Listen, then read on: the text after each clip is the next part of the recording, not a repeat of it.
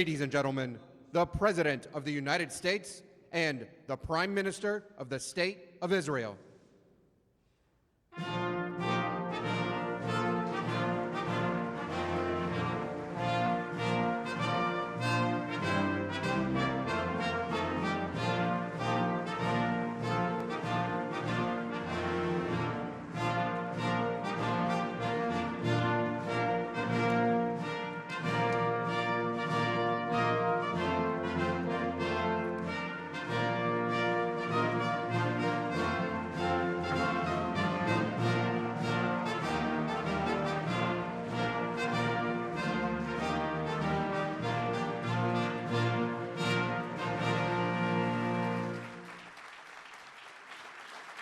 Thank you.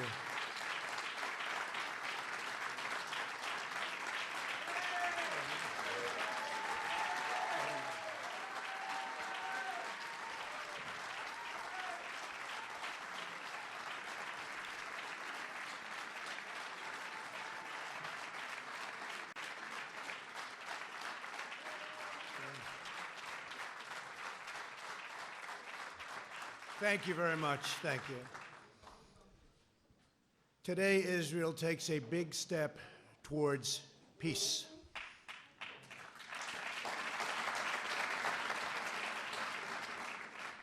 Young people across the Middle East are ready for a more hopeful future, and governments throughout the region are realizing that terrorism and Islamic extremism are everyone's common enemy. Yesterday, I had the pleasure of meeting with both the Prime Minister of Israel and a man that's working very hard to become the Prime Minister of Israel in the longest-running election of all time, Benny Gantz of the Blue and White Party.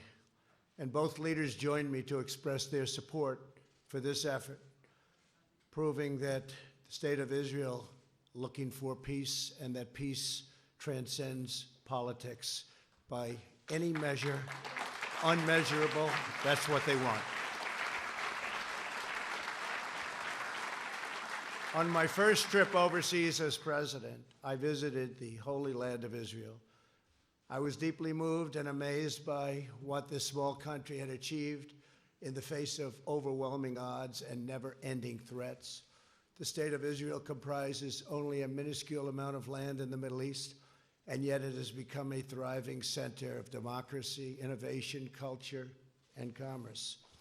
Israel is a light unto the world. The hearts and history of our people are woven together. The land of Israel is an ancient home, a sacred place of worship, and a solemn promise to the Jewish people that we will never again repeat history's darkest hour.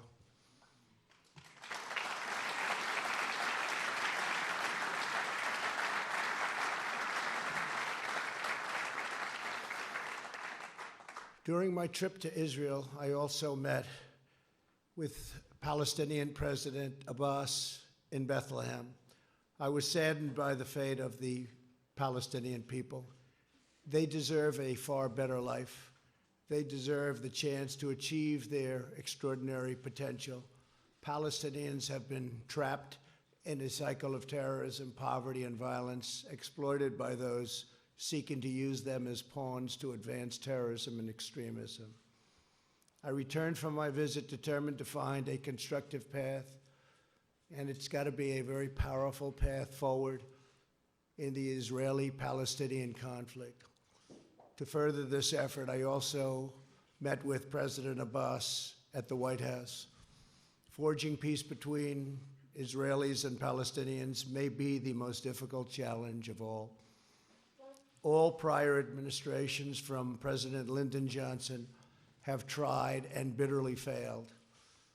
But I was not elected to do small things or shy away from big problems.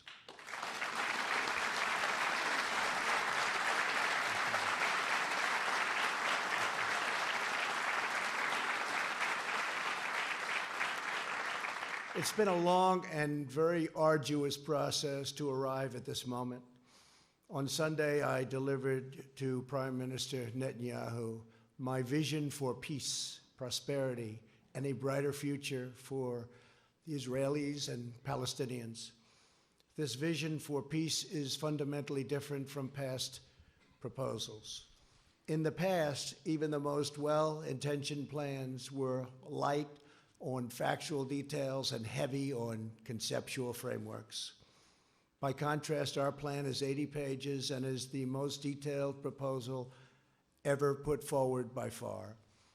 As I have seen throughout my long career as a deal maker, complex problems require nuanced, fact-based remedies.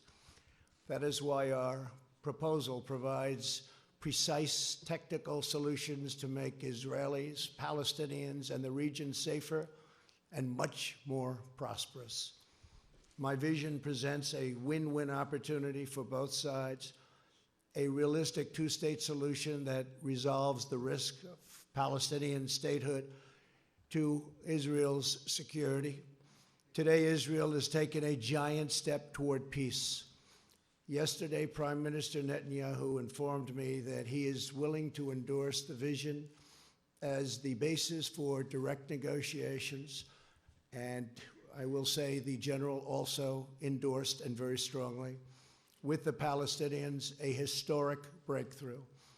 And likewise, we have really a situation having to do with a race that is taking place right now. It will end, and we have the support, and it's very important to say this, of both parties and almost all people in Israel. They want peace, and they want peace badly.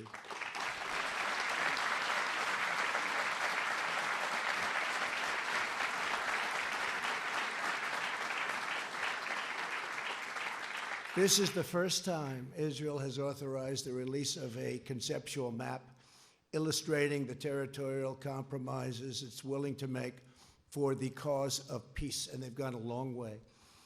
This is an unprecedented and highly significant development.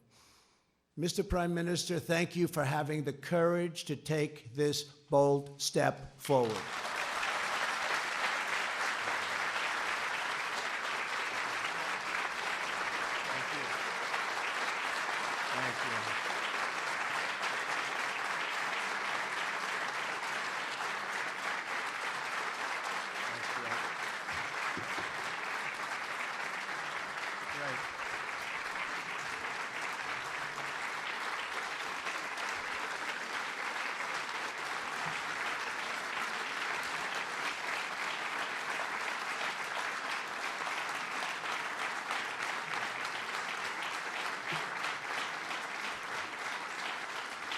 Bibi, we have a lot of powerful people in this room, a lot of the people that can help make it work. So that's quite a thunderous applause. Thank you very much. Thank you. We will form a joint committee with Israel to convert the conceptual map into a more detailed and calibrated rendering so that recognition can be immediately achieved.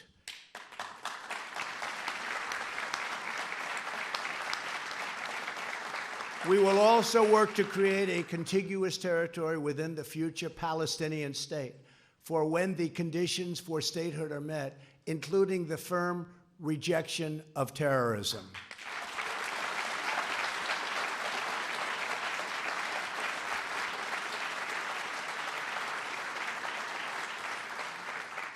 Under this vision, Jerusalem will remain Israel's undivided, very important, undivided capital.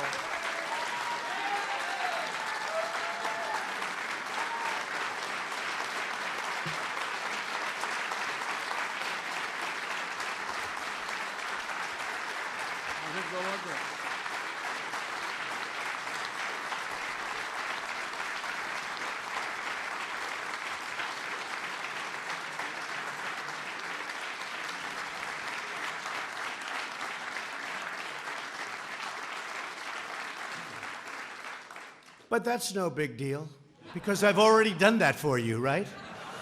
We've already done that, but that's okay. It's going to remain that way. And the United States will recognize Israeli sovereignty over the territory that my vision provides to be part of the state of Israel. Very important. And crucially, the proposed transition to a two-state solution will present no incremental security risk to the state of Israel whatsoever. We will not allow a return to the days of bloodshed, bus bombings, nightclub attacks, and relentless terror. Won't be allowed. Peace requires compromise, but we will never ask Israel to compromise its security. Can't do that.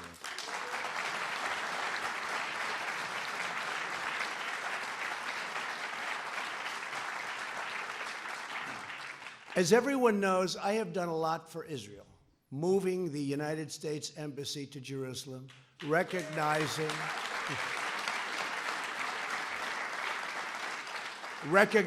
the Golan Heights,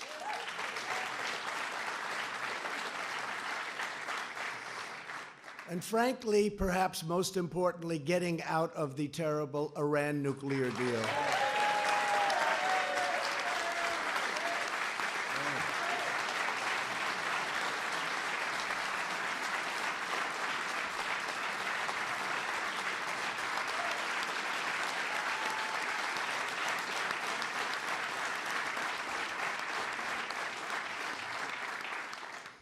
There's a lot of spirit in this room. It's true. You don't see it often. You don't see it often. Therefore, it is only reasonable that I have to do a lot for the Palestinians, or it just wouldn't be fair. Now, don't clap for that, okay? But it's true. It wouldn't be fair. I want this deal to be a great deal for the Palestinians. It has to be. Today's agreement is a historic opportunity for the Palestinians to finally achieve an independent state of their very own. After 70 years of little progress, this could be the last opportunity they will ever have, and last for a lot of reasons. We'll never have a team like we have right now. We have a team of people that love the United States, and they love Israel, and they're very smart and very, very committed, from your ambassador, David Friedman,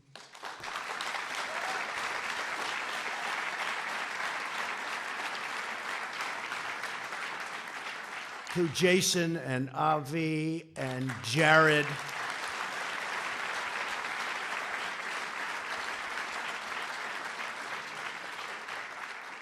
and they're all great deal makers, and they also understand the other side, and they want the other side to do well, because that's the sign of a great deal, and they understand that. And I just appreciate all of the hard work you put in, and so many of your other friends, and of course our great Secretary of State, Mike Pompeo. Whoa.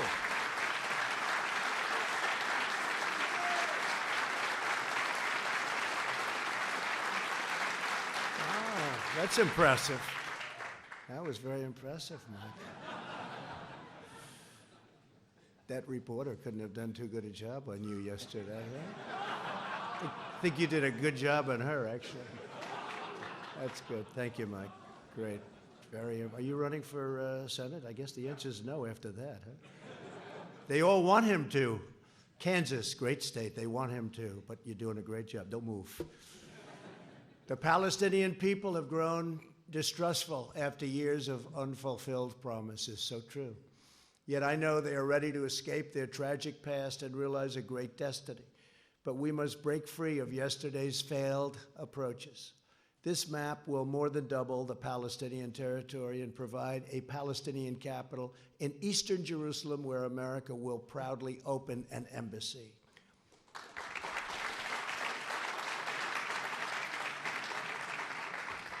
No Palestinians or Israelis will be uprooted from their homes. Israel will work closely with a wonderful person, a wonderful man, the King of Jordan, to ensure that the status quo of the Temple Mount is preserved, and strong measures are taken to ensure that all Muslims who wish to visit peacefully and pray at the Al-Aqsa Mosque will be able to do so. This is a major statement. This is of major importance, and at the same time, our vision will deliver massive commercial investment of $50 billion into the new Palestinian state. You have many, many countries that want to partake in this, and many of them are surrounding. They all want this to happen. Virtually every one of them want this to happen, and I think, Bibi, you know that very well. You're going to have tremendous support from your neighbors and beyond your neighbors. Over the next 10 years, if executed well, 1 million great new Palestinian jobs will be created. Their poverty rate will be cut in half, and their poverty rate is unacceptable now and only getting worse. Their GDP will double and triple, and much-needed hope, joy, opportunity, and prosperity will finally arrive for the Palestinian people.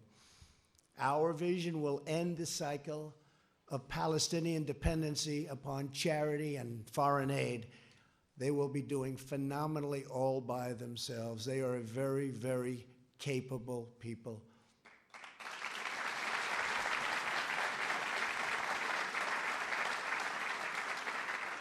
And we will help by empowering the Palestinians to thrive on their own.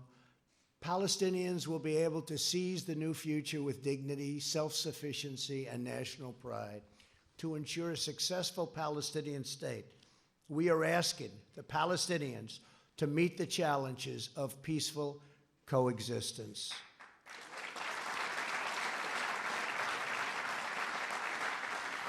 This includes adopting basic laws enshrining human rights, protecting against financial and political corruption, stopping the malign activities of Hamas, Islamic Jihad, and other enemies of peace, ending the incitement of hatred against Israel, so important, and permanently halting the financial compensation to terrorists.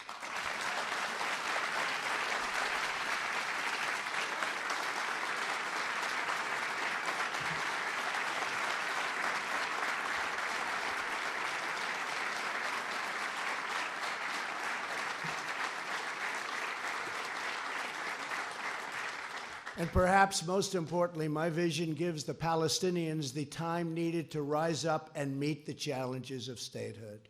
I sent a letter today to President Abbas. I explained to him that the territory allocated for his new state will remain open and undeveloped for a period of 4 years.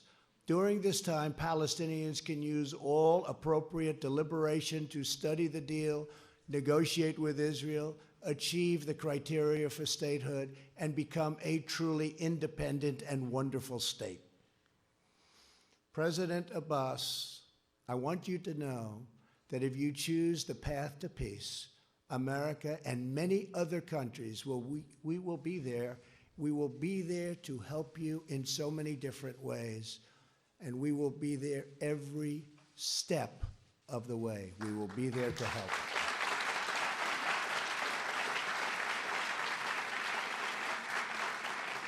In other words, for the first time in many, many decades, I can say, it will work. It's going to work. If they do this, it will work. Your response to this historic opportunity will show the world to what extent you are ready to lead the Palestinian people to statehood. The Middle East is changing rapidly. On my first trip aboard as president, I traveled to Saudi Arabia to discuss our shared priorities with the 54 leaders of the Muslim and Arab countries. I made clear that all civilized nations share the same goals, stamping out extremism, creating opportunity for the region's youth, and we have to take care of the region's youth. The region's youth is growing up with no hope. We have to take care of the region's youth and existing in harmony with one's neighbors. Since that time, immense progress has been made. A growing number of nations have taken strong stands against terrorism and radicalization. You see it. Thanks to the courage of U.S. forces, the ISIS territorial caliphate, 100%, not 95%, not 99 or any other percent, 100% of the caliphate, ISIS, is destroyed, and its savage leader, al-Baghdadi, is now dead.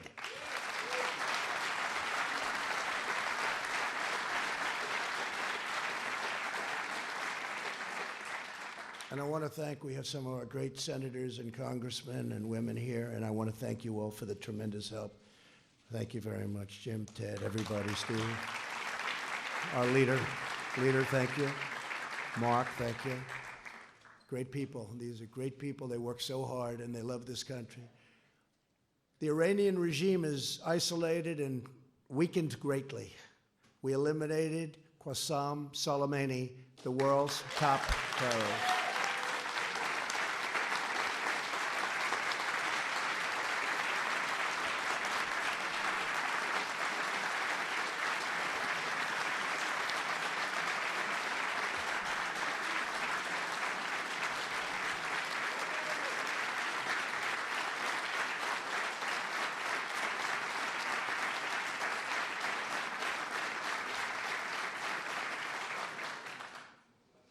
And as you know, he was with the head of Hezbollah.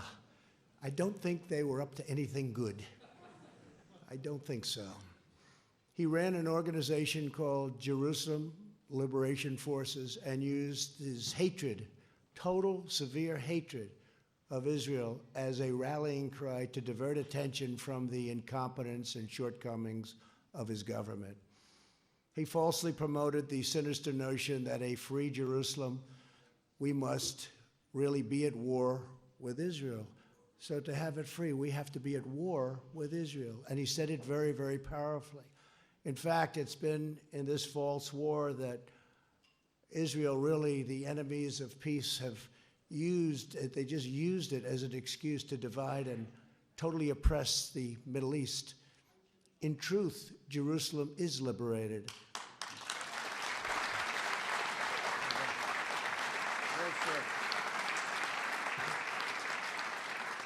Jerusalem is a safe, open, democratic city that welcomes people of all faiths and all places. It is time for the Muslim world to fix the mistake it made in 1948 when it chose to attack instead of recognize the new state of Israel. It's time.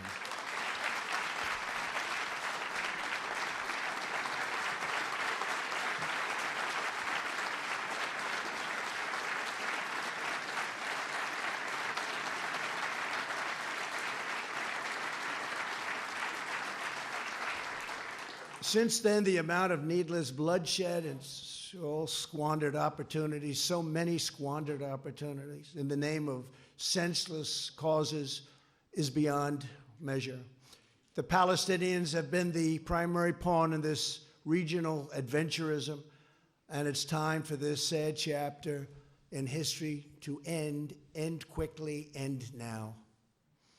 It's never too late for courageous leaders to set a new course, to pursue what is right, to change the future only for the better. America is prepared to work with all parties on our vision.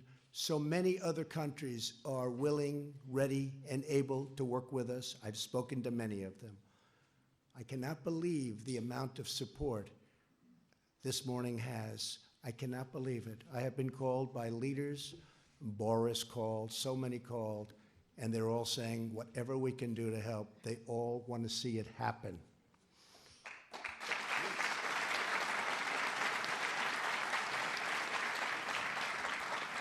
But America cannot care more about peace than the stakeholders in the region. There are many Muslims who never visited Al-Aqsa, and many Christians and Jews who never visited the holy sites in the West Bank described so vividly in the Bible. My vision will change that. Our majestic biblical heritage will be able to live, breathe, and flourish in modern times. All humanity should be able to enjoy the glories of the Holy Land. This part of the world is forever connected to the human soul and the human spirit. These ancient lands should not be symbols of conflict, but eternal symbols of peace. Thank you again for all of the work you've all done and all of these incredible honored guests for being here.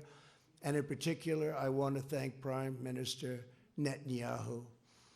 I also want to thank Oman, Bahrain, and the United Arab Emirates for the incredible work they've done, helping us with so much and sending their ambassadors to be with us today. Thank you very much for being here.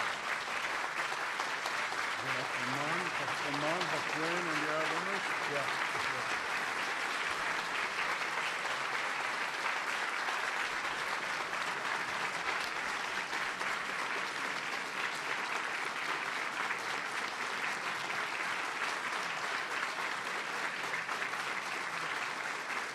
Thank you very much. Thank you very much. Please give our regards. America's partnerships in the region have never been greater, and our alliance with the State of Israel has never, ever been stronger than it is today.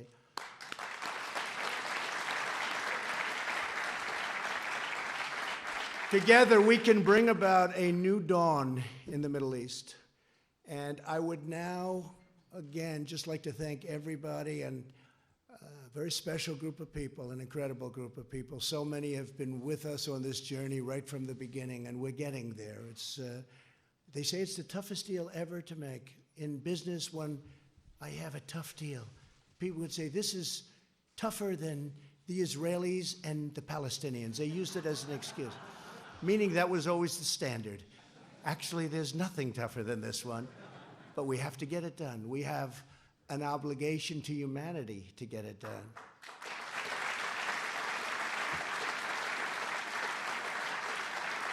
So I would now like to introduce the Prime Minister of Israel, who's worked so hard on this, Benjamin Netanyahu. Thank you.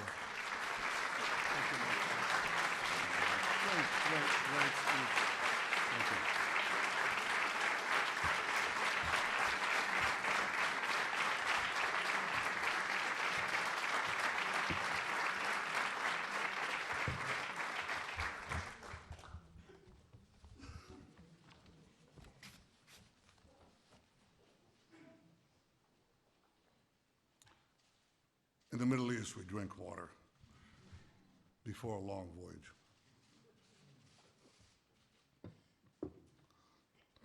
This is an extraordinary voyage. President Trump, Donald, I'm honored to be here today, along with my wife, Sarah, Minister Yariv Levin, Ambassador Ron Dermer. Ron, thank you for everything you've been doing.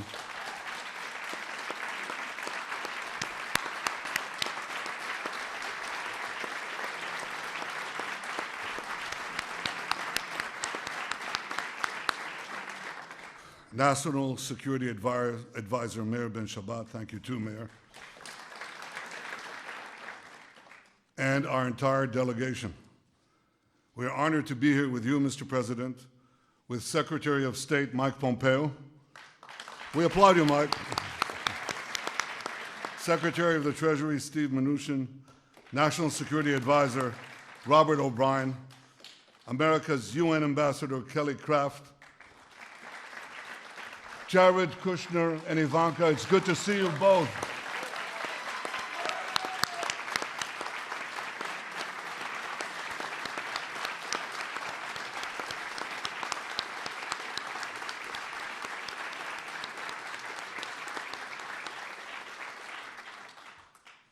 It's good to see the unfailingly energetic and optimistic Ambassador David Friedman, Jason Greenblatt, Avi Berkowitz, Brian Hook, and the rest of your exceptional peace band, Mr. President.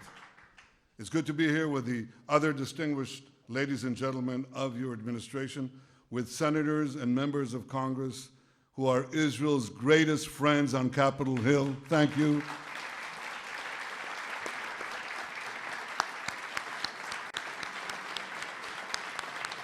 Thank you.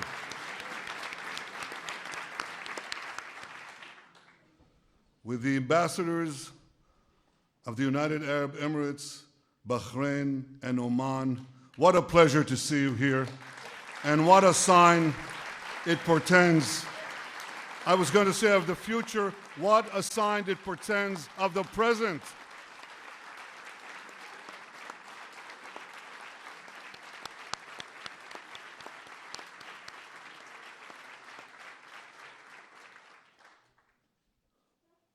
To all of you and to the many other distinguished guests who are here today, this is a historic day. And it recalls another historic day. We remember May 14th, 1948, because on that day, President Truman became the first world leader to recognize the state of Israel after our first Prime Minister, David Ben-Gurion, declared our independence. That day chartered a brilliant future.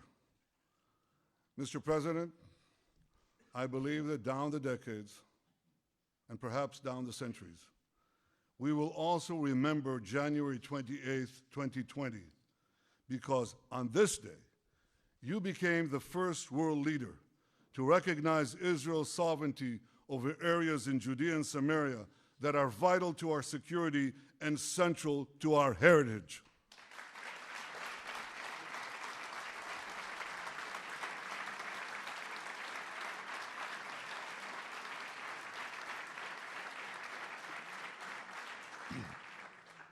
And on this day, you too have charted a brilliant future for Israelis, Palestinians, and the region by presenting a realistic path to a durable peace.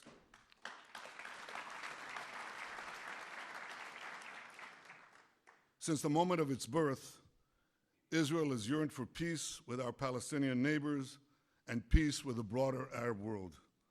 For decades, that peace has proved elusive, despite so many well-intentioned plans. One after the other, they failed. Why did they fail? They failed because they did not strike the right balance between Israel's vital security and national interests and the Palestinians' aspirations for self-determination. Too many plans tried to pressure Israel to withdraw from vital territory like the Jordan Valley. But you, Mr. President, you recognize that Israel must have sovereignty in the Jordan Valley and in other strategic areas of Judea and Samaria, rather than pay easy lip service to Israel's security and simply shut your eyes, hope for the best. You recognize that Israel must have sovereignty in places that enable Israel to defend itself by itself.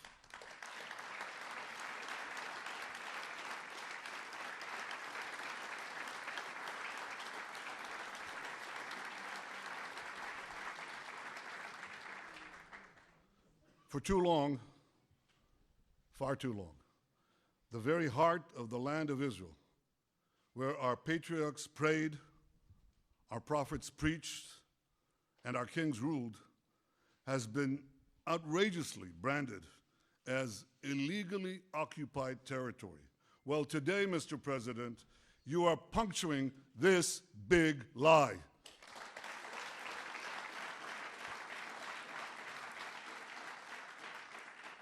You are recognizing Israel's sovereignty over all the Jewish communities in Judea and Samaria, large and small alike.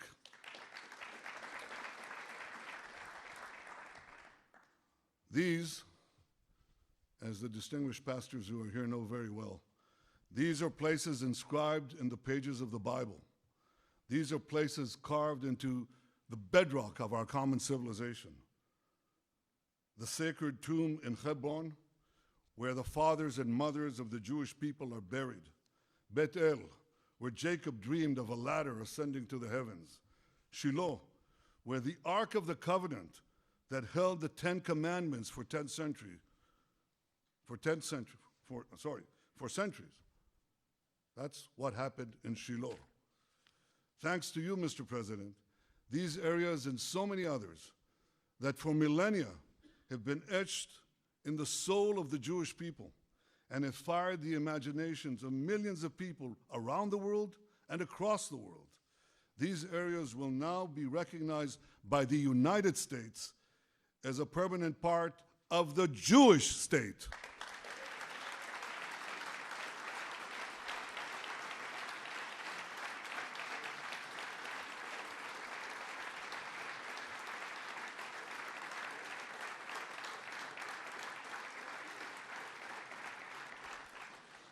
Mr. President, because of this historic recognition, and because I believe your peace plan strikes the right balance where other plans have failed, I've agreed to negotiate peace with the Palestinians on the basis of your peace plan.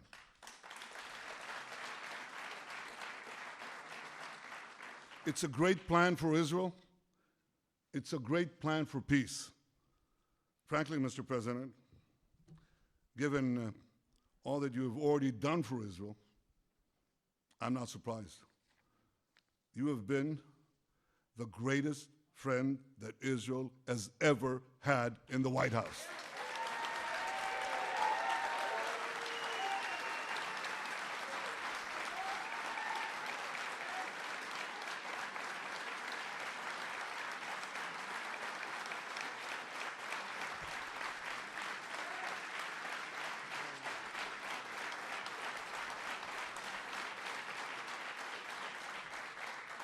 Frankly, though we've had some great, outstanding friends in these halls, it's not even close.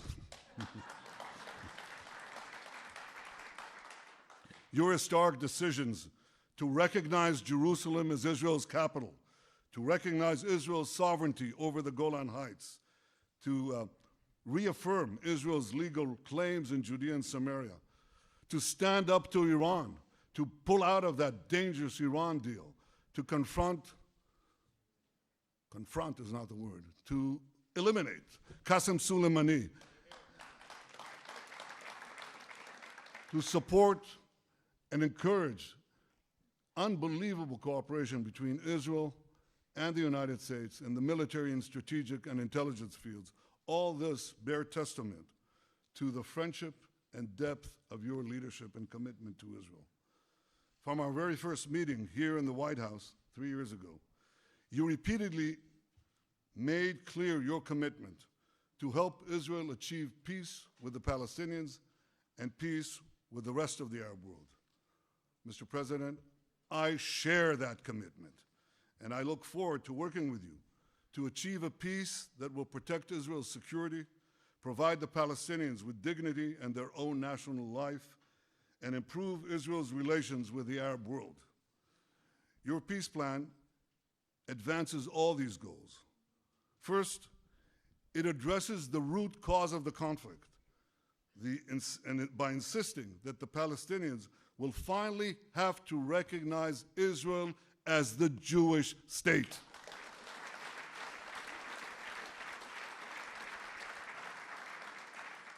Second, it stipulates that Israel will retain security control in the entire area west of the Jordan River, thereby giving Israel a permanent eastern border to defend ourselves across our longest border. This is something we've longed to have. We now have such a recognized boundary. Third, your plan calls for Hamas to be disarmed and for Gaza to be demilitarized.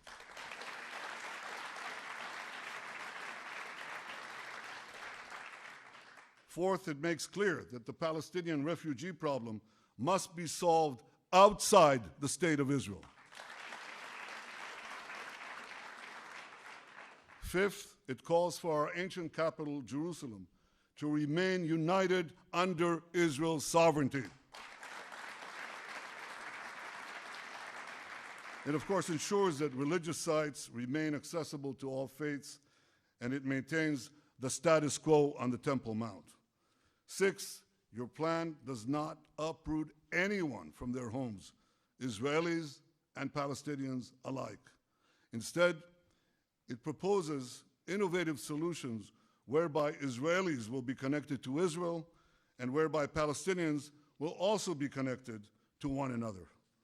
That helps if you have these real estate people, you know. They can come up with things normal human beings don't think about, and they have. Mr. President, Israel wants the Palestinians to have a better life. We want them to have a future of national dignity, prosperity, and hope. Your peace plan offers the Palestinians such a future. Your peace plan offers the Palestinians a pathway to a future state. I know that it may take them a very long time to reach the end of that path.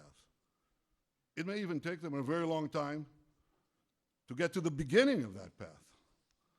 But if the Palestinians are genuinely prepared to take that path, if they're genuinely prepared to make peace with the Jewish state, and if they agree to abide by all the conditions you have put forward in your plan, Israel will be there. Israel will be prepared to negotiate peace right away.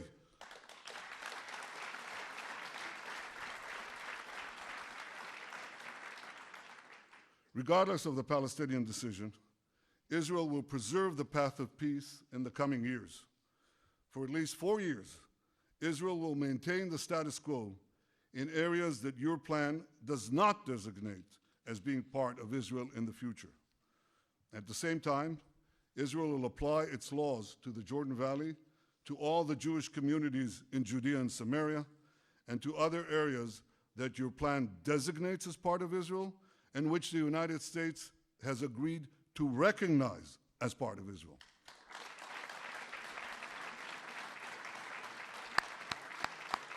I like that.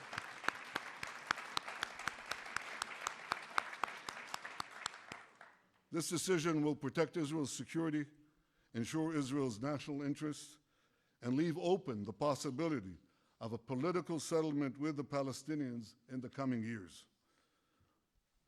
Mr. President, I hope the Palestinians embrace your vision of peace. Embrace the plan that you and your team and us worked so hard to achieve. I hope that they seize the opportunity offered by your sweeping economic plan. I've read it. It takes enormous talent to reject $50 billion worth of investment. I know what that does to an economy. I know what it will do to Palestinian lives. I know what it will do to the youth of the region. I hope that the Palestinians embrace this and build with Israel a future of prosperity and peace. I also hope that our other Arab neighbors embrace your vision and forge a path of reconciliation with Israel that can create for all of us a brilliant future. Mr. President, I want to congratulate your fantastic team, there's no other word, your fantastic peace team for all their work. Jason Greenblatt,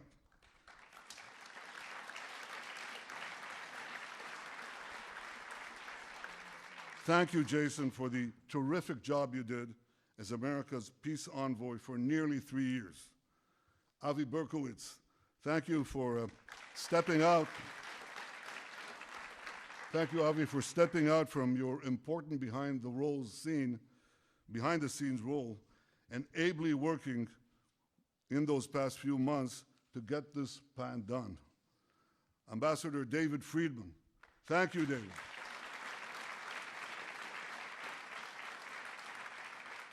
Thank you for your essential contribution to this effort and for the terrific job you do every day to strengthen the great alliance between Israel and America.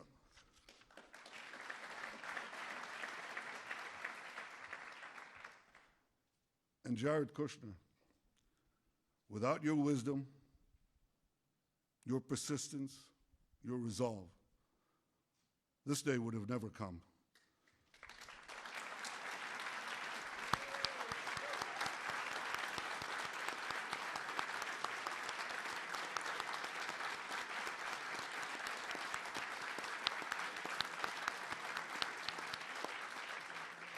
I know how much the Jewish future means to you and to your family. Well, Jared, today you have helped secure that future. The Jewish state owes you, and it owes President Trump, an eternal debt of gratitude.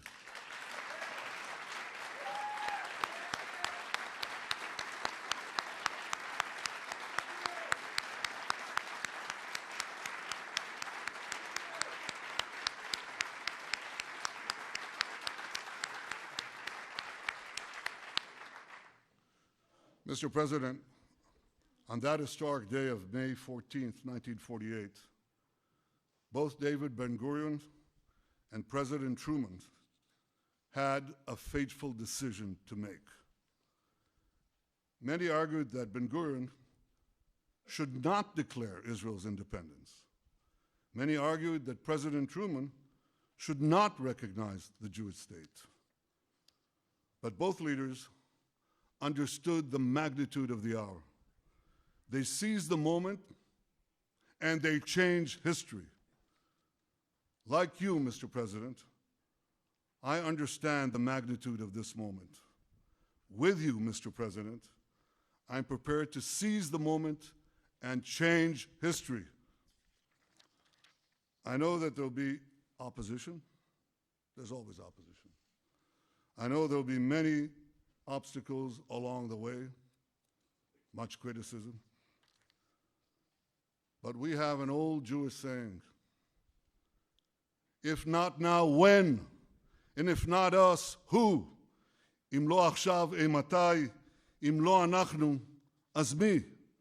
Mr. President, your deal of the century is the opportunity of the century.